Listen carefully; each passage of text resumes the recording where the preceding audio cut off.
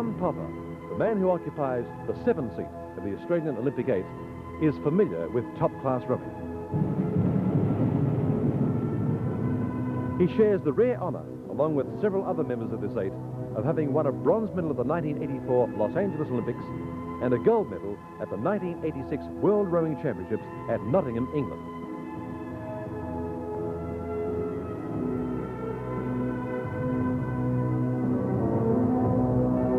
This 8, stroked by Steve Evans from Sydney, is probably Australia's best combination since the Mexico Olympics in 1968, when the Australian 8 won the silver medal.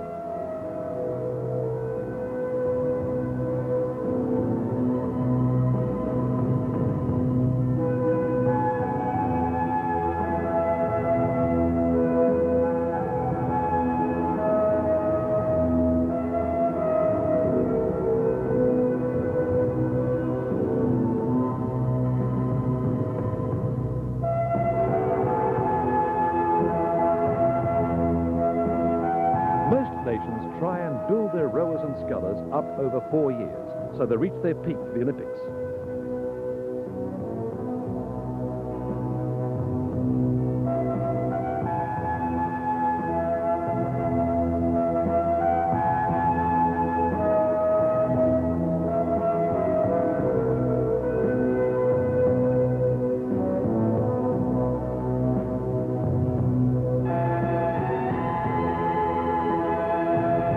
The Australian quadruple scull is no exception.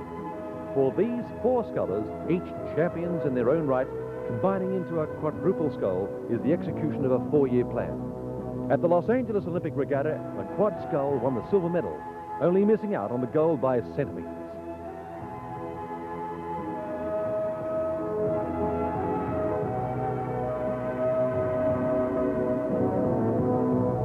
They have spent 5 months together training in this combination on the Yarra River.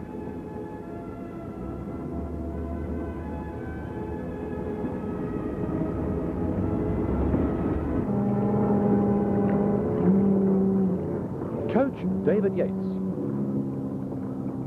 Each morning we did about 20 kilometres, rowing down into the docks in order to avoid the other crews. We trained for about 5 months. Basically in Melbourne, generally around 10 to 12 sessions a week on the water, as well as 3 gym sessions. The main challenge we faced was to mould the individuals into a crew. Everyone started with different styles, and the thing was to get to row together smoothly.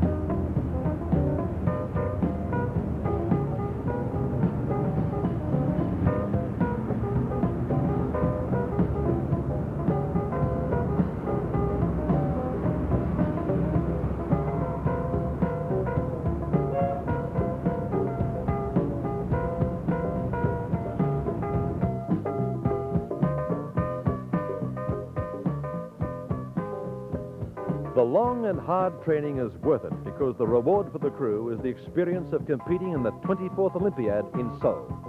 Although this experience may be satisfying, and they may have achieved their first goal in getting there, they still have 3 other major goals to achieve.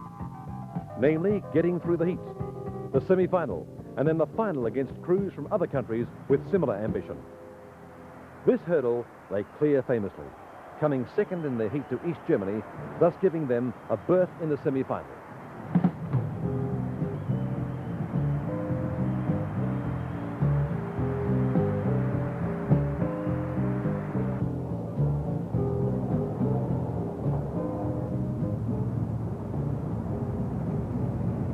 Sam Patton and Malcolm Batten represent Australia in the coxless pair.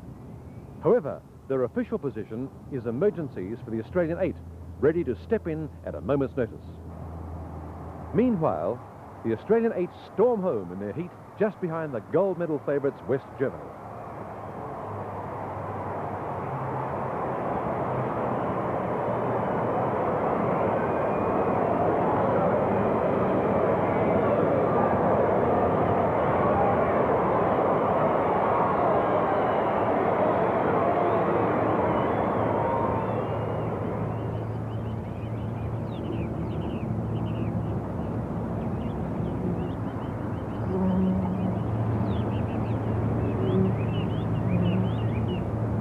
Their good rowing continues into the semi-final, where they come second to Great Britain, thus giving them a lane in the final of the Olympic men's eights.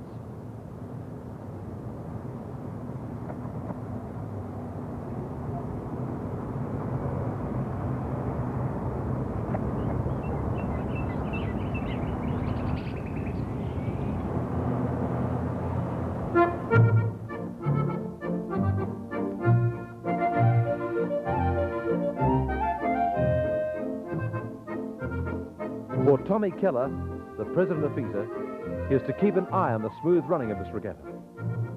He also has the privilege of following any race of his choice, one of which is the semi-final of the quadruple scull, a vital race for Australia if it's to reach the final. Unexpected wind and weather conditions postponed the semi-final for 6 hours, but by early evening, the Han River Regatta course is perfect for excellent racing.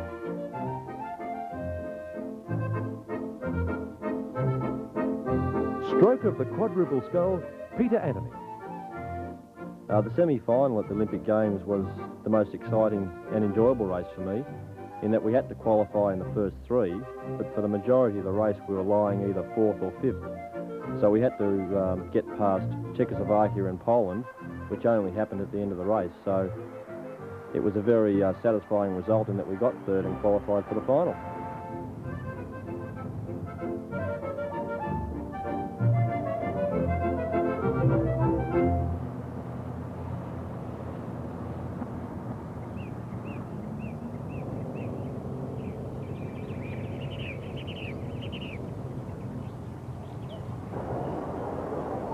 Hamish McGlashan, the emergency sculler for the quad scull, is a big-time performer. And so it wasn't surprising when he wiped his brow and surveyed the 2,000-metre stretch of water in front of him that this winner of the Diamond Sculls of the Henley Royal Regatta on the Thames would end up Australia's best competitor by coming 4th in the final of the Olympic single sculls, only 3 seconds behind the New Zealand bronze medalist.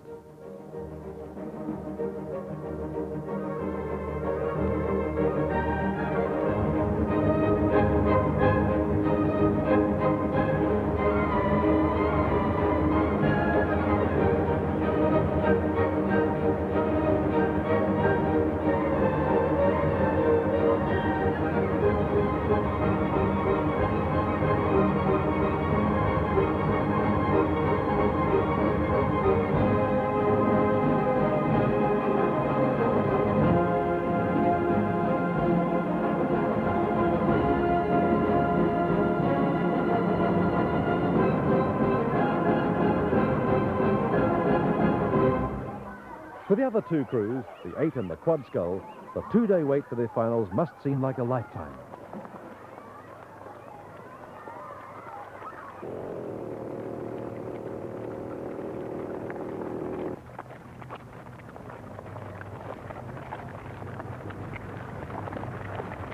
In the world of competitive sport, this Korean gentleman of the 20th century, host of the 24th Olympiad, must sometimes wonder what it all means.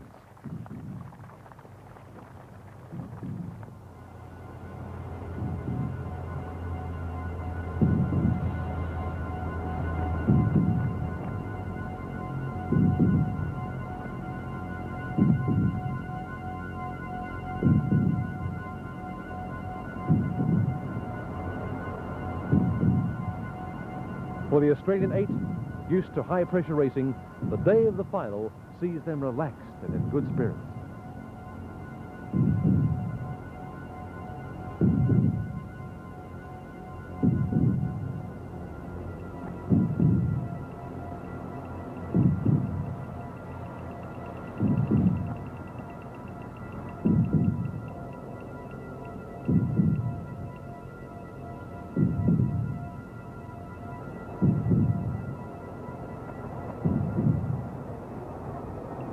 quad scull draws station number 1, which is a disadvantage because the slight crosswind favors the far side, station 6. Nevertheless, they're not far off the action and come in 5th, with the Italians taking the gold medal.